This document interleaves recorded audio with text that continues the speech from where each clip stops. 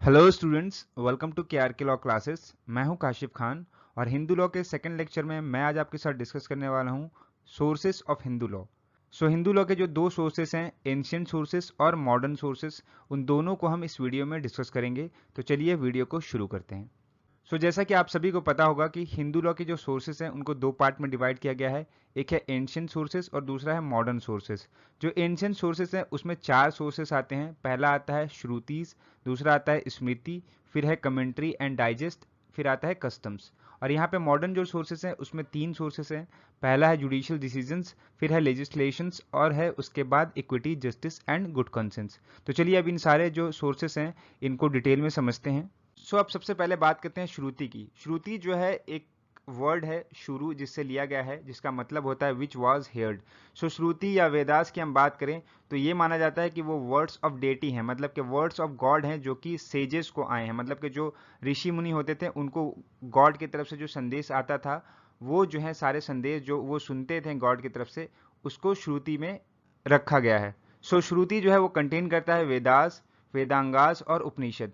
यहाँ पे चार जो है इंपॉर्टेंट वेदास हैं, जैसा कि आपको मालूम होगा कि ऋग्वेद, यजुर्वेद, सामवेद और अर्थवेद। जो अर्थवेद है वो लास्ट में आया और बाकी जो तीन वेद हैं उसमें जो ऋग्वेद है उसको पैरामाउंट माना जाता है। वेदांगनास जो है 6 हैं और उपनिषद जो है वो 108 हैं।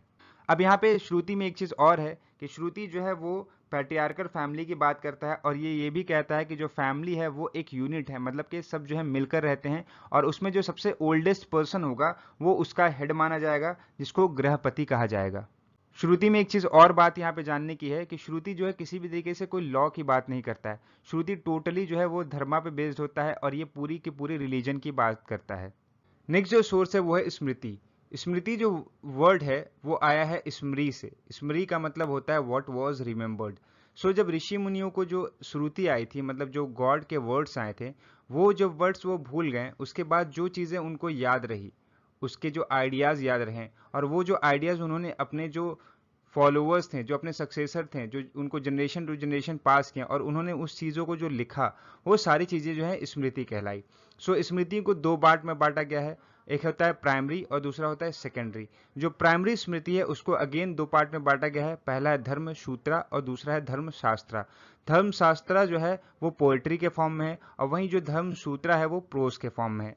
तो मतलब कि जो स्मृति है वो जो भी ऋषि मुनियों से ज्ञान प्राप्त होता था, उनके जो भक्त होते थे, जो उनके जो फॉलोअर्स होते थे और वो उस चीज़ों को जो लिखते थे, वो सारी चीज़ें जो है वो स्मृति में आई। स्मृति का जो धर्म सूत्रा है उसके जो प्रिंसिपल ऑथर है वो है गौतमा, बौद्धायन, हरिता, वशिष्ठा और विष्णु।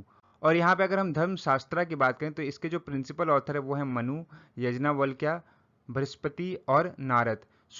ये जो सारी स्मृतिज हैं इसमें जो सबसे तीन इंपॉर्टेंट स्मृति है वो है मनु स्मृति, यज्ञवल्क्य स्मृति और नारद स्मृति। अब जो ये मनु स्मृति है वो मनु स्मृति टोटली जो है वो रिलीजन के ऊपर बात करती थी और ये यहाँ पे किसी भी तरीके से वुमेन या शूद्र के राइट की बात नहीं करती थी।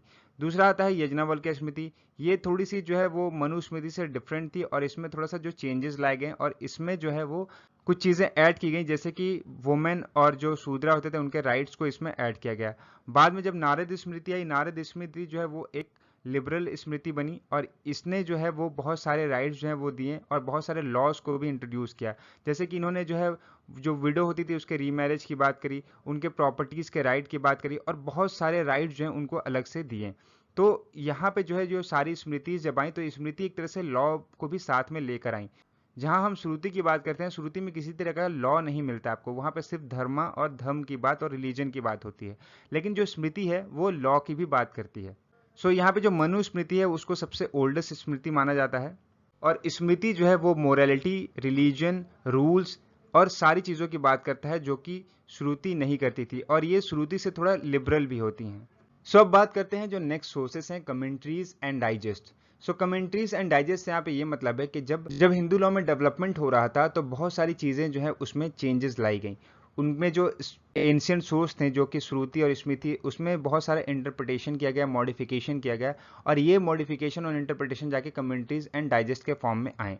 तो जो सबसे पहले स्मृति थी, अगर किसी एक स्मृति को जो है इंटरप्रेट किया जाता था, उसको एक्सप्लेन किया जाता था, तो उसको कहा जाता था कमेंट्रीज। और वहीं अगर बहुत सारी स्मृति को मिला के इंटरप्रेट किया जाता था, उसको मॉडिफाई किया जाता था, तो उसको कहा जाता था डाइजेस्ट। सो यहाँ पे बहुत सारी कमेंट्रीज एंड डाइजेस्ट थी, लेकिन जो इंडिया में फॉलो की जाती हैं वो दो हैं। पहली है दया भागा, जो कि एक डाइजेस्ट है, जो कि लिखी गई है जिमुत वाहना के द्वारा, और दूसरी है मिताक्षरा, जो कि कमेंट्री है यजुनावल्क्य स्मृति की, जो लिखी गई है विजनानेश्वरा के द्वारा। सो अभी के टाइम में अगर हम बात करें तो कमेंट्रीज जो है वो सबसे ज़्यादा अथॉरिटेटिव सोर्स मानी जाती है ओरिजिनल टेक्स्ट के मुकाबले, क्योंकि ये जो है अभी के सिचुएशन के हिसाब से जो पुराने लॉ हैं, पुरानी जो बातें थी हिंदू रिलीजन की, उसको इंटरप्रेट करती हैं और अभी की प्रॉब्लम की सॉल्यूशन बताती हैं, और अभी के जो प्रॉब्लम हैं उनके हिसाब से जो लॉज हैं उनको मॉडिफाई भी करती हैं।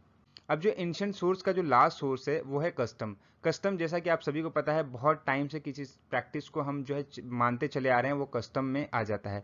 Section 3 of Hindu marriage act जो है वो डिफाइन करता है कस्टम की। वो ये कहता है कि any rule which having continuously and uniformly observe for a long time has obtain the force of law, वो कस्टम कहलाएगा। मतलब कि कोई ऐसा रूल जो बहुत लंबे समय से बहुत यूनिफॉर्मली जो है हम उसको फॉलो करते चले आ रहे हैं और उसको फोर्स मिला है लॉ का, मतलब लॉ ने उसको रिकॉग्नाइज किया है, तो वो कस्टम कहलाएगा। कस्टम जो है वो 3 तरीके का होता है। एक होता है लोकल कस्टम, दूसरा होता है क्लास कस्टम, और तीसरा होता है फैमिली कस्टम। किसी पर्टिकुलर एरिया में जो है अगर किसी कस्टम को फॉलो किया जाता है तो वो लोकल कस्टम में आता है। कोई पर्टिकुलर क्लास या कम्युनिटी किसी कस्टम को फॉलो करती है तो वो क्लास कस्टम में आता है। और अगर कोई फैमिली किसी रीति रिवाज को मानती हुई चली आ रही है बहुत लंबे समय से, तो वो फैमिली कस्टम में आ जाता है। अब बात करते हैं क्या क्या इसेंशियल रिक्वायरमेंट है कस्टम को एक सोर्स बनने के लिए। तो एक कस्टम को सोर्स बनने के लिए सबसे ज़्यादा ज़रूरी है कि वो एंशिएंट हो, मतलब कि वो बहुत पुराना हो, कब से उसको मानते चले आ रहे हैं इसका कोई मतलब डेट फिक्स ना हो। फिर यहाँ पे आता है दूसरा कि वो सर्टेन होना चाहिए और कंटिन्यूस होना चाहिए। ये नहीं कि कभी कुछ टाइम के लिए उसको फॉलो किया गया हो, फिर उसको छोड़ दिया गया हो, फिर फॉलो किया गया हो, फिर छोड़ दिया गया हो। फिर वो इमोरल नहीं होना चाहिए, रीजनेबल होना चाहिए, जो पब्लिक पॉलिसी है उसके अपोज नहीं होना चाहिए, और किसी भी जो एक्सप्रेस लॉ है, जो भी इनेक्टमेंट है, जो कि लेजिस्लेचर ने बनाए हैं, उसके अगेंस्ट नहीं होना चाहिए, उसको फॉरबिड ना कर रहा हो। अब बात करते हैं जो सेकेंडरी सोर्स हैं, यानी कि जो मॉडर्न सोर्स हैं। मॉडर्न सोर्स में सबसे पहला सोर्स आता है जुडिशियल डिसीजन। जुडिशियल डिसीजन यहाँ पे जैसा कि आपको पता है कि जब ब्रिटिशर्स इंडिया में आए तो उन्होंने कोर्ट इस्टेब्लिश किया। कोर्ट इस्टेब्लिश करने के बाद कोर्ट में जब कोई हिंदू के बीच में डिस्प्यूट होता था तो वो हिंदू के डिस्प्यूट को सॉल्व करते थे। वहाँ पे वो पंडितों को बुलाते थे, उनसे जो है जो संस्कृत टेक्स्ट थे उनको इंटरप्रेट कराते थे, और उनमें से जो भी मतलब निकल के आता था तो वो उन डिस्प्यूट को सॉल्व करते थे, वहाँ पे एक डिसीजन देते थे, और वो जो डिसीजन होता था वो सारे जो लोअर कोर्ट होते थे उनके ऊपर बाइंडिंग होता था। तो जो भी अपर कोर्ट का डिसीजन होता था वो लोअर कोर्ट पे बाइंडिंग होता है, इसी को हम जुडिशियल डिसीजन कहते हैं। पहले जो है ये प्रिवी काउंसिल थी जो सबसे हाईएस्ट कोर्ट मानी जाती थी, और उनका डिसीजन जो है वो सारे लोअर कोर्ट पे था। अभी के टाइम में हमारे पास सुप्रीम कोर्ट है, जिसका डिसीजन जो सारे हाई कोर्ट्स हैं या जो भी डिस्ट्रिक्ट और सेशन कोर्ट वगैरह हैं उन पे बाइंडिंग होता है। और यहाँ पे जो हाई कोर्ट होते हैं, हाई कोर्ट का डिसीजन फिर उसके जो सबऑर्डिनेट कोर्ट होते हैं उन पे बाइंडिंग होता है। तो यहाँ पे जो भी डिसीजन होता है कोर्ट्स का, वो जो लोअर कोर्ट होते हैं उन पे बाइंडिंग होता है, और एक तरह से ये भी जो है वो सोर्स ऑफ हिंदू लॉ के अंदर आता है। नेक्स्ट बात करते हैं लेजिस्लेशन की। तो ये भी एक तरह का मॉडर्न सोर्स है। जैसा कि आप सभी को मालूम है कि हिंदू लॉ को इंटरप्रेट करने के बाद बहुत सारे लॉज जो हैं उसमें बनाए गए, बहुत सारी जो उसमें चीज़ें थी उनको हटाया गया, और बहुत सारी चीज़ें जो है नई तरीके से इंट्रोड्यूस की गई। तो जैसे कि आपको पता होगा कि जब ब्रिटिशर्स आए तो इंडिपेंडेंस से पहले बहुत सारे जो नए लॉज लाए गए, और बहुत सारे जो कस्टम्स थे, बहुत सारे जो रिचुअल्स थे हिंदू में, और बहुत सारी जो प्रथाएं थी उनको हटाया गया। जैसा कि जो है कास्ट डिसेबिलिटी रिमूवल एक्ट 1850। फिर उसके बाद आता है हिंदू विडोज रीमैरिज एक्ट। उसके बाद आता है inheritance removal of disabilities act 1928। फिर आता है इंडियन सक्सेशन एक्ट। फिर आता है चाइल्ड मैरिज रिस्ट्रेंट एक्ट और Hindu women's right to property act. So इन सब में बहुत सारे वुमेन्स को राइट दिए गए, वुमेन्स को मैरिज का राइट दिया गया, दोबारा से वुमेन्स को प्रॉपर्टी का राइट दिया गया। जो चाइल्ड मैरिज होती थी हिंदू में उनको हटाया गया। फिर जो सक्सेशन कैसे होगा प्रॉपर्टी का, कोई अगर इंटरस्टेट मर जाता है तो वो सारी चीज़ें बताई गई। जो उनके ऊपर में जो हिंदुओं के बीच में कास्ट के ऊपर डिस्क्रिमिनेशन होता था उन चीज़ों को यहाँ पर हटाया गया। तो ये सारी चीज़ें जो इनेक्टमेंट है, ये जब ब्रिटिशर्स थे, जब आज़ादी से पहले जो है ये सारे इनेक्टमेंट बनाए गए। अब कुछ ऐसे इनेक्टमेंट हैं जो आज़ादी के बाद बनाए गए और हिंदू लॉ में बहुत ही बड़ा जिससे रिवोल्यूशन हुआ, बहुत ही बड़ा चेंज हुआ। जो सबसे मेन है वो यहाँ पर आप स्क्रीन के ऊपर देख सकते हैं, Hindu marriage women right to separate resident and maintenance act 1949। उसके बाद आता है स्पेशल मैरिज एक्ट, जो कि एक हिंदू को किसी भी अदर रिलीजन के पर्सन से मैरिज करने का राइट देता है।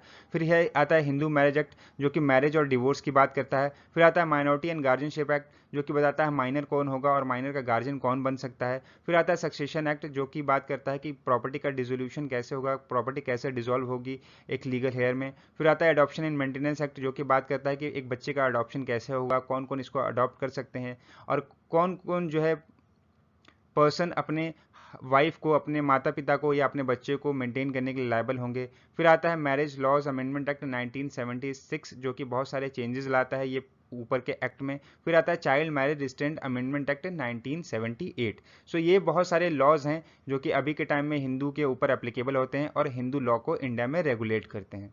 अब जो मॉडर्न सोर्स के जो लास्ट सोर्स हैं वो है equity, justice and good conscience. अब यहाँ पे एक चीज देखा जाता है कि बहुत सारे स्पेसिफिक लॉ होने के बावजूद भी स्मृति में जो है उसका प्रॉब्लम नहीं मिल पाता, या फिर स्मृति या जो कमेंट्रीज हैं उनमें जो है कॉन्फ्लिक्ट होता है। तो वहाँ पे यहाँ पे कहा गया है कि जो कोर्ट है वो equity, justice and good conscience का जो रूल है वो एप्लीकेबल करेगी और यहाँ पे जो है अपना डिसीजन देगी। सो यहाँ पे एक केस आता है Gurunath versus Kamlabai.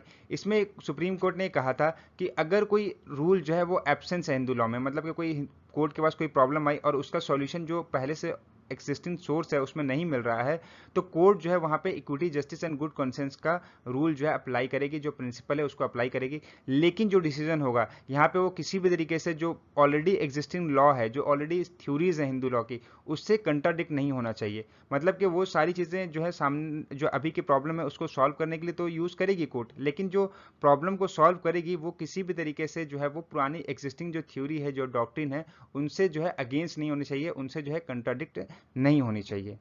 So students, ये थी आज की हमारी वीडियो। आई होप इस टॉपिक से रिलेटेड सारी इन्फॉर्मेशन आपको क्लियर हो गई होगी। फिर भी कोई डाउट है तो आप हमें कमेंट बॉक्स में बता सकते हैं, हम आपके डाउट को क्लियर करने की पूरी कोशिश करेंगे। मिलते हैं नेक्स्ट वीडियो में, तब तक के लिए गुड बाय, कीप रीडिंग।